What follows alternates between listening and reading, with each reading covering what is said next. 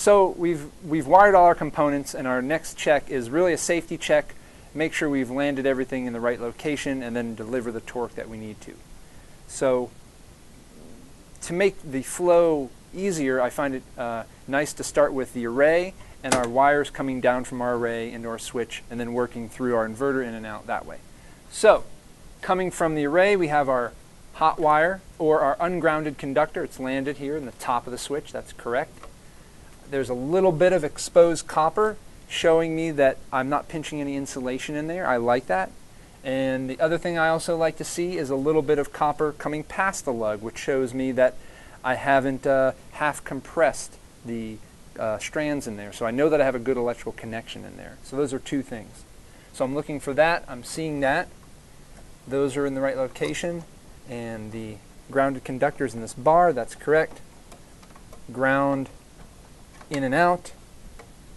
And I'm also giving like a little wiggle tug to see if anything comes loose before I come back and torque everything. So this visually looks correct and everything seems to be in the right place. Come in with your torque screwdriver. You can follow the settings that are here for the lugs and for the grounding strip to set your torque screwdriver to the right setting. So this is now done. I don't want to go in there again because the next time I go in here, I'm going to deliver power in here, so I'm actually going to put a lock right on here and make sure nobody can get in there. And I'll have the key.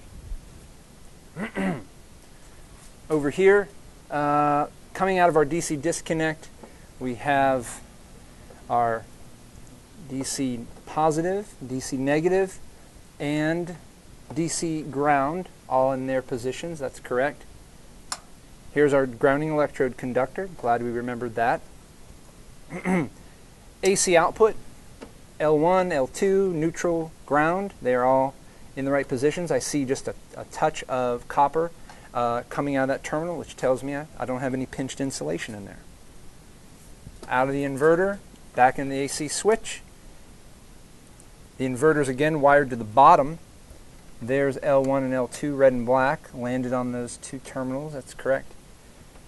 Grounded conductor, white, passing through, does not get broken in the switch. And the ground is in there as well. So again, the next time I go in here, I'm going to have power supplied. So I need to get my lock and lock that out before I supply power to it. So we've just finished checking our wiring in here, landing everything correctly, double checking, torquing everything to the right spec. And the next time we open this box, we're going to have power in there. So we want to do our lockout tagout procedure now. So that way, when we go in here again, we need to make clear that we know we're going in with our insulated gloves and our meter to do some checking. So put on my lockout tagout, and now this door cannot be opened. We have finished our inspection. We've applied our lockouts to our AC and DC disconnect. I want to put the cover on my inverter before I supply power to it. Whatever kind of cover you have in your inverter, whether it's a lid or a door, now is the time to put that on.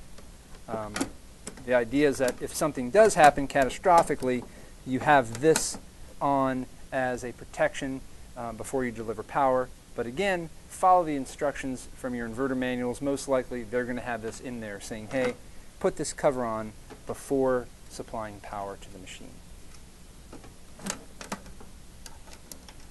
So we've put on the lid or cover for the inverter, and at this point this thing's ready to receive power. Before we do that, we need to turn on our power sources. That's our PV array and our grid.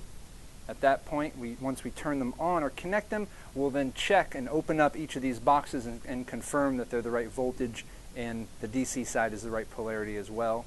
So let's do that next. We'll grab our meter and our insulated gloves.